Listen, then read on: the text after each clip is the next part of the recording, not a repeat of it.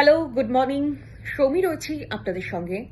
সকাল থেকে নিশ্চয়ই জি 24 ঘন্টায় নজর রেখেছেন। বেশ কিছু খবরের আপডেট কিন্তু আমরা তুলে ধরেছি। শুধুমাত্র জি 24 ঘন্টায় এই এক্সক্লুসিভ খবরগুলো আপনারা পাচ্ছেন।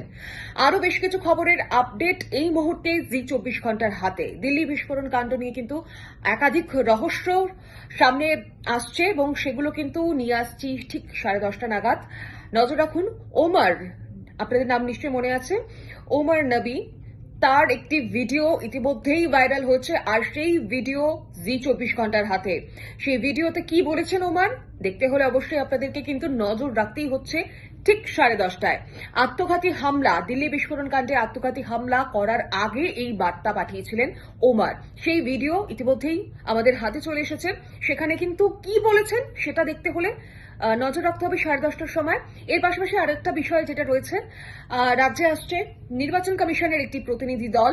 বৈঠক রয়েছে, গুরুত্বপূর্ণ বৈঠক হতে চলেছে। একাধিক অভিযোগ রয়েছে যে নির্বাচন কমিশনের যে গাইডলাইন্স দেওয়া হয়েছে এসআইআর ফর্ম বিলি সংক্রান্ত নিয়ে, সেই গাইডলাইন্স নাকি ঠিকমতো পালন করা হচ্ছে না।